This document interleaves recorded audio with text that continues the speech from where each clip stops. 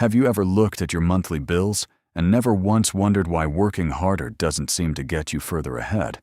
In 1970, a single median income in America could reliably buy a median-priced home, support a family, and secure a pension.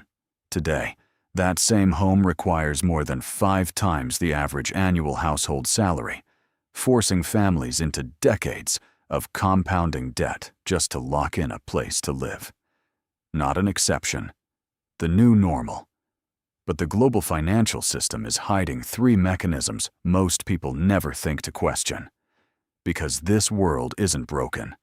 It's working exactly as designed. The question is, designed for whom? Today we're pulling it apart, one by one.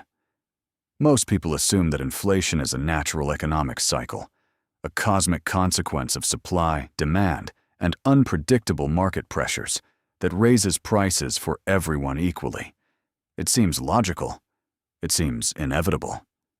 But the design tells a completely different story. 1971 is where this begins, not on a chaotic Wall Street trading floor, in a quiet television studio.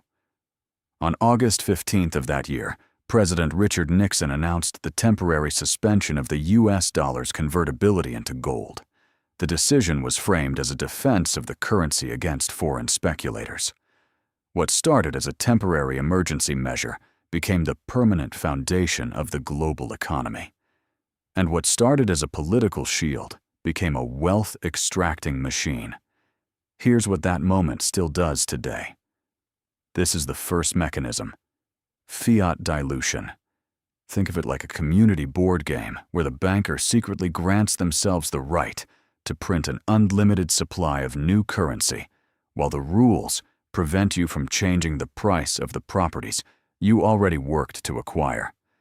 Which means, when money is backed by nothing but a political decree, those who control the printing press can expand the supply at will, ensuring that the physical hours you spend working buy less with every passing year.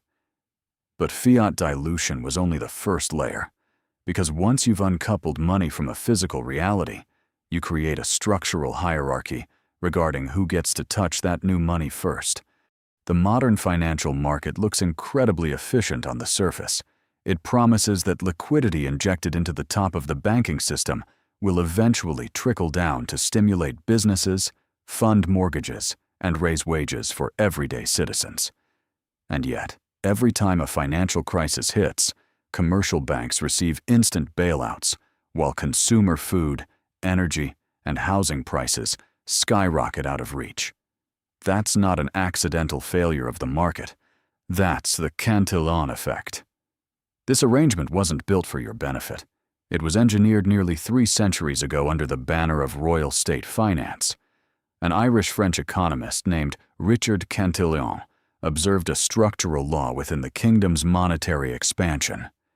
The logic was that injecting new money into the economy would evenly distribute wealth through trade.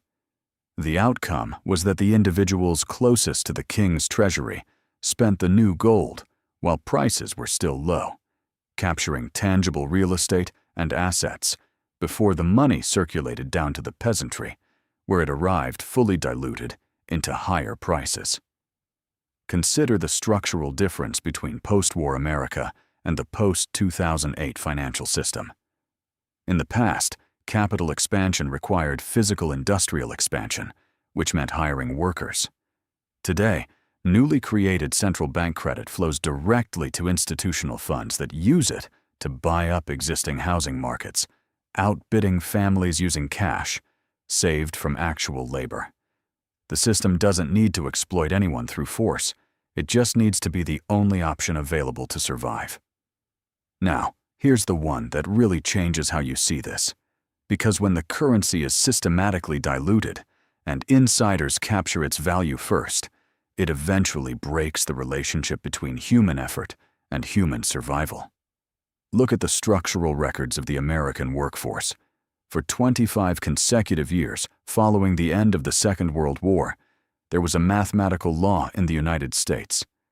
As worker productivity rose, worker compensation rose right alongside it. If you produced more for your employer, You earned more for your family. Then, right at the dawn of the 1970s, the lines permanently severed. Between 1973 and 2023, net productivity in the United States climbed by 64%. During those exact same 50 years, the hourly compensation for the typical American worker increased by less than 18%. Whether the elimination of the gold standard directly caused this fracture is a question economists and historians still debate.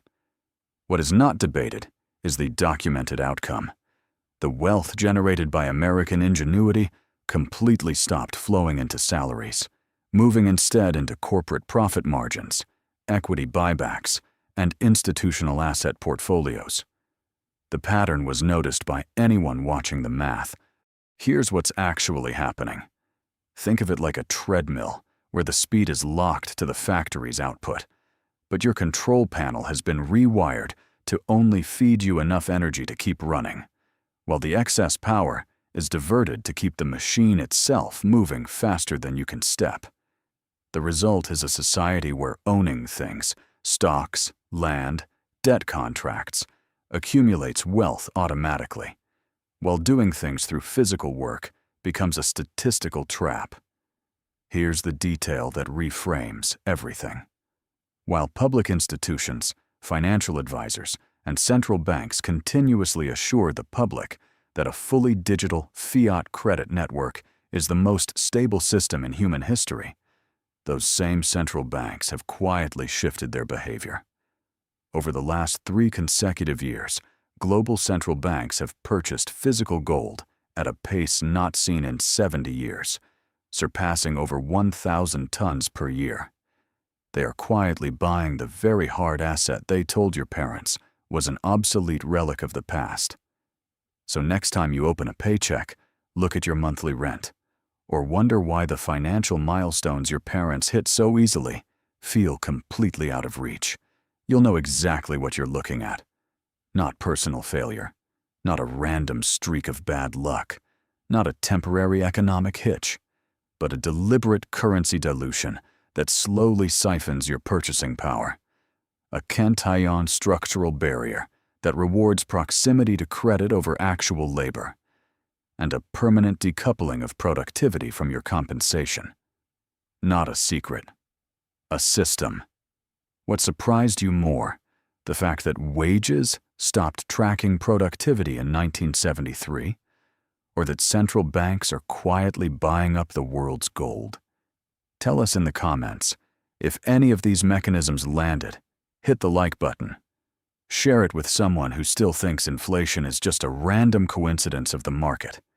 And subscribe to Money Memory for more of the mechanisms behind the world you live in.